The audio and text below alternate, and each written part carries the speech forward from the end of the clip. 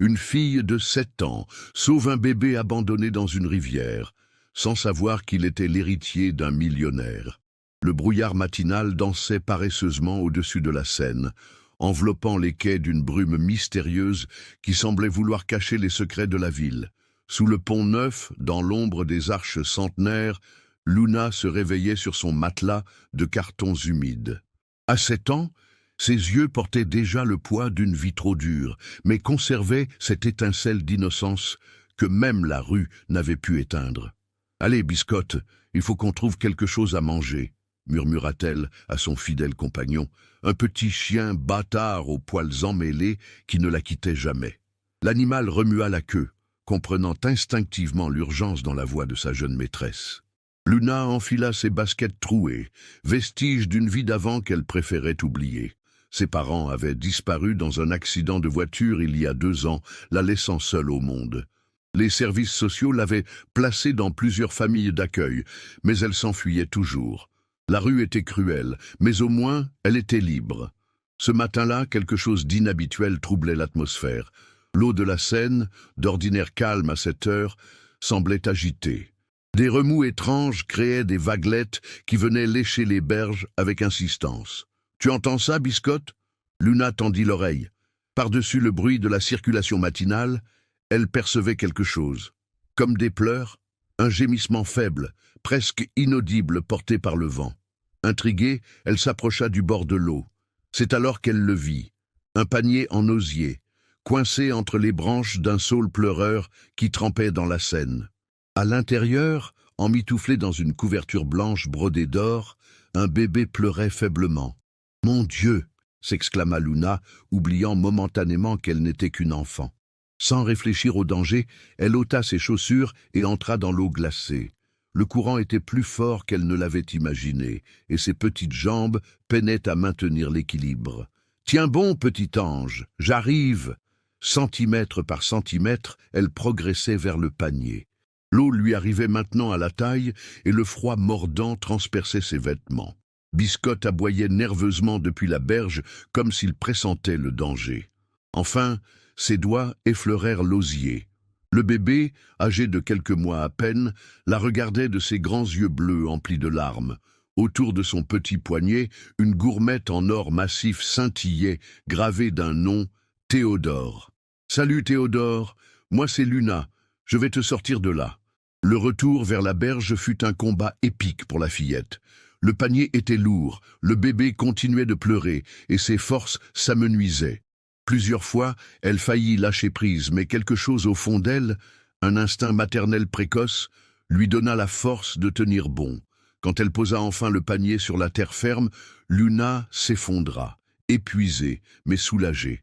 Théodore s'était calmé et la regardait avec une confiance absolue, comme s'il avait compris qu'elle était son sauveur. « Qu'est-ce que tu fais là, tout seul sur l'eau » murmura-t-elle, en soulevant délicatement le bébé. « Tes parents, ils sont où ?»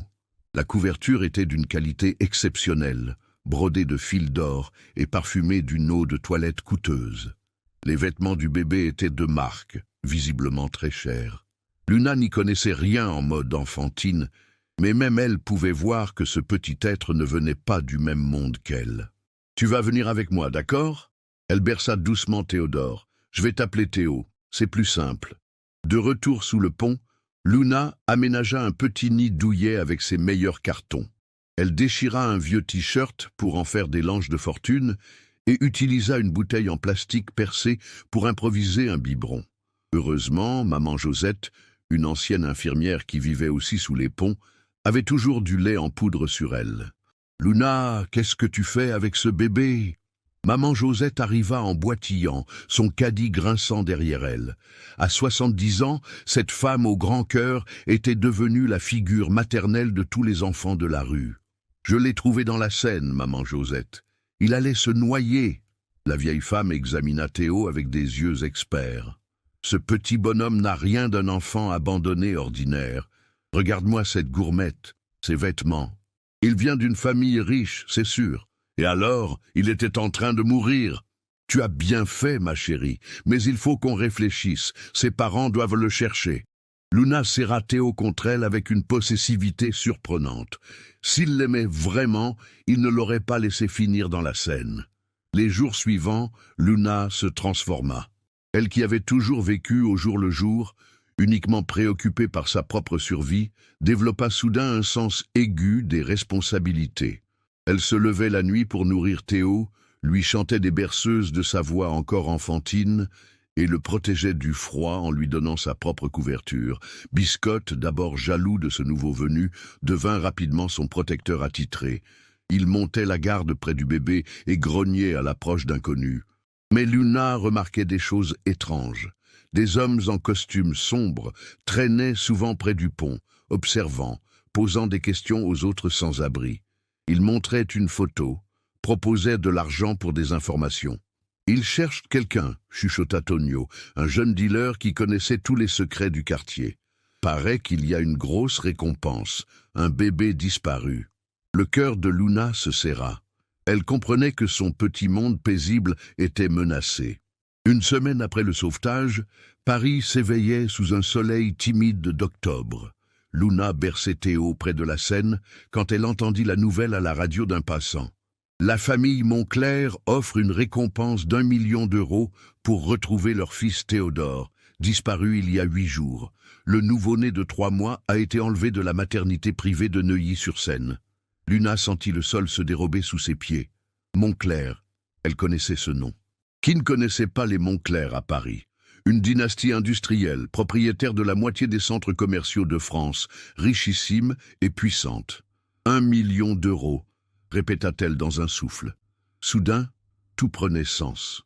Les hommes en costume, les questions, l'agitation inhabituelle dans le quartier.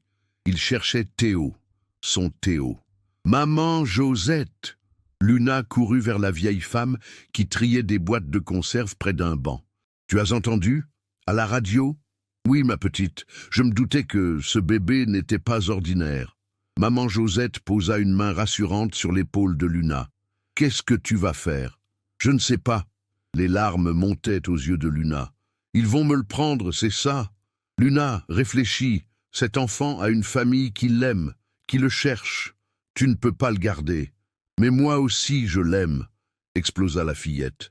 Je l'ai sauvé, je me suis occupé de lui, et s'il ne l'aimait pas vraiment, s'il l'avait abandonné exprès. Cette nuit-là, Luna ne dormit pas. Blottie contre Théo qui gazouillait paisiblement, elle réfléchissait intensément.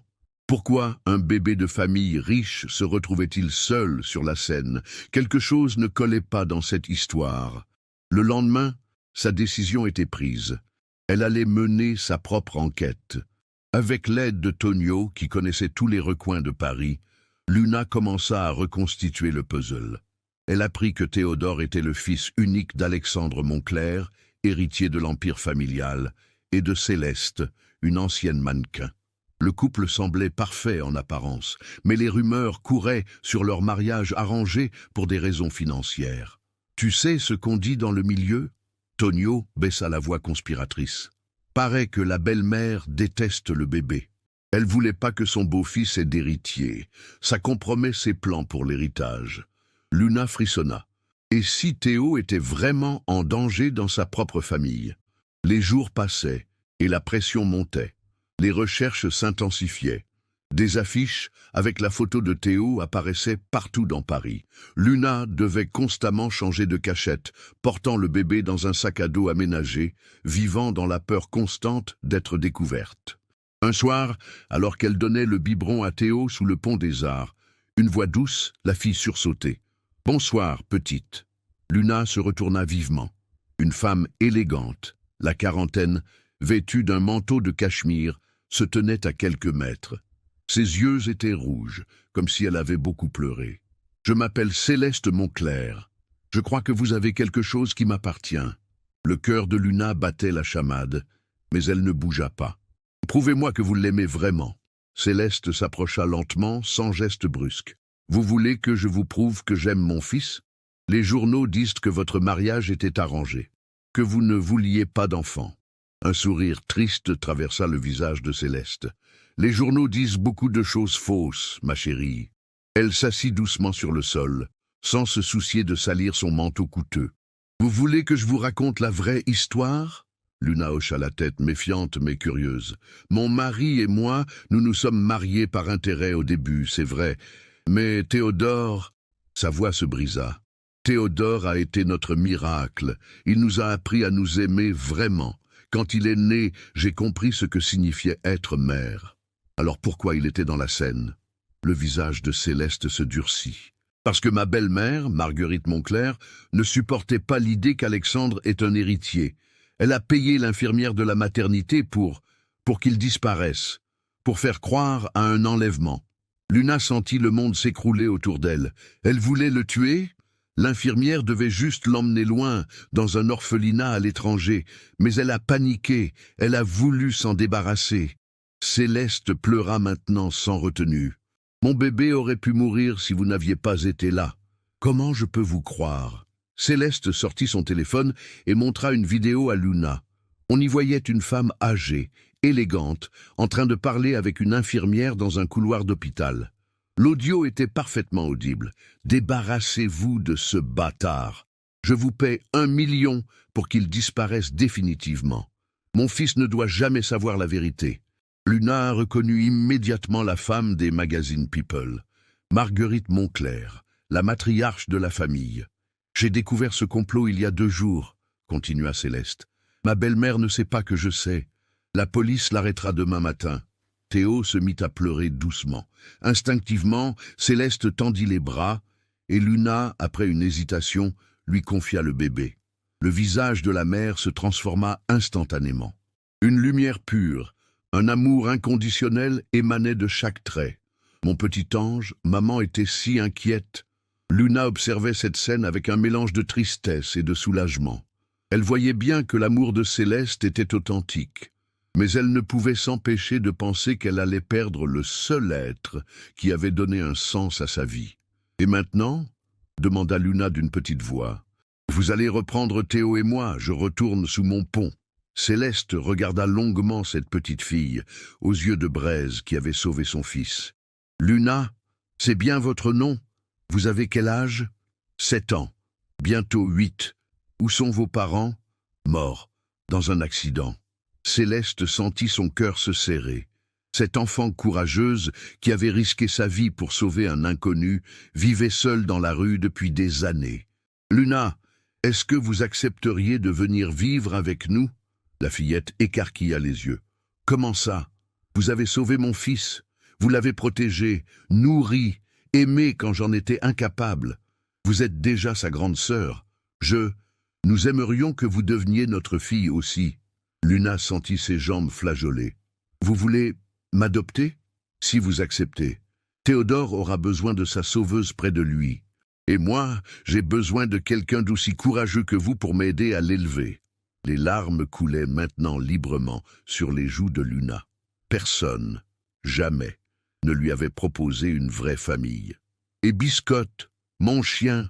Céleste sourit à travers ses larmes. « Biscotte sera le bienvenu aussi. Théodore aura besoin d'un bon gardien. » 3 mois plus tard, dans le salon somptueux de l'hôtel particulier des Moncler dans le 16e arrondissement, Luna découvrait sa nouvelle vie. Elle avait sa propre chambre, décorée selon ses goûts, avec un grand lit douillet et une bibliothèque remplie de livres. Biscotte avait son propre panier dans un coin, d'où il montait toujours la garde sur Théo. L'intégration n'avait pas été simple. Luna avait dû apprendre les codes de ce nouveau monde si différent de la rue. Mais Alexandre, le père de Théo, s'était révélé être un homme bon et patient.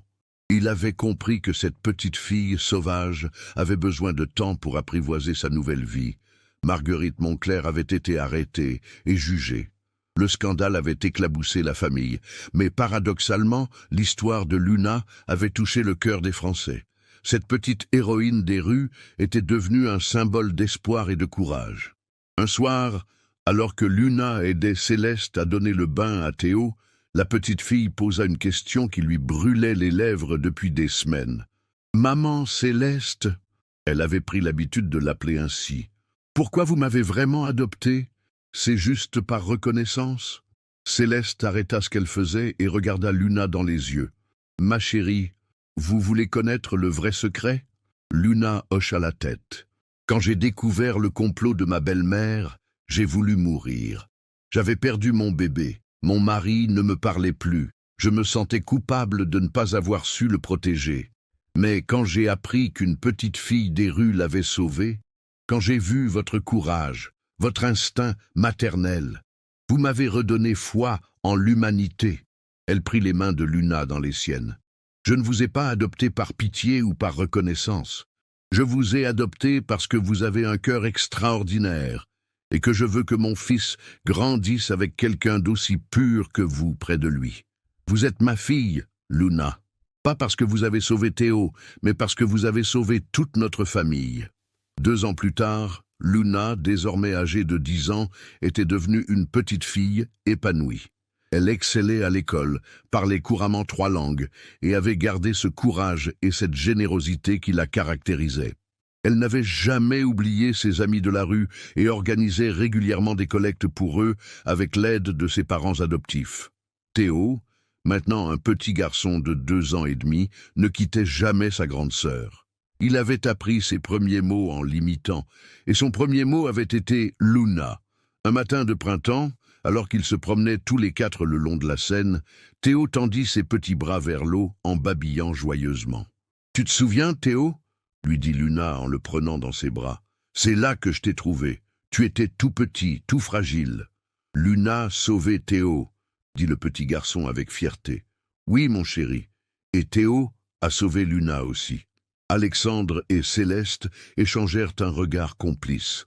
Leur famille, née des circonstances les plus tragiques, était devenue un exemple d'amour et de résilience. Biscotte, désormais un chien bien nourri au pelage brillant, courait joyeusement autour d'eux, aboyant de bonheur. Lui aussi avait trouvé sa place dans cette histoire extraordinaire. Alors que le soleil se couchait sur Paris, peignant la Seine de reflets dorés, Luna repensa à cette matinée brumeuse où tout avait commencé. Elle, qui n'avait jamais eu de famille, avait non seulement trouvé la sienne, mais avait aussi découvert sa vocation, protéger ceux qui ne peuvent pas se défendre. « Un jour, je serai avocate », annonça-t-elle soudain, « pour défendre les enfants comme moi, comme nous », corrigea Céleste en passant un bras autour de ses épaules. « Tu feras une avocate extraordinaire, ma chérie. » La famille Montclair continua sa promenade le long de la Seine, leur rire se mêlant au bruit de l'eau. 4 âmes qui s'étaient trouvées dans la tempête et qui avaient appris que l'amour véritable naît parfois des rencontres les plus improbables. Et sous le pont Neuf, là où tout avait commencé, les vaguelettes continuaient de danser, porteuses de nouveaux secrets et de nouvelles histoires à écrire. Vous avez aimé cette histoire bouleversante? Cette histoire vous a touché au cœur? Luna et Théo vous ont-ils fait vibrer d'émotion? Laissez un pouce bleu si cette histoire d'amour et de courage vous a ému. Commentez. Que pensez-vous du geste héroïque de Luna? Auriez-vous eu le même courage? Abonnez-vous pour découvrir d'autres histoires vraies qui redonnent foi en l'humanité. Partagez cette histoire inspirante avec vos proches, parce que les plus belles histoires méritent d'être partagées. Quelle histoire souhaiteriez-vous découvrir la prochaine fois? Dites-le nous en commentaire.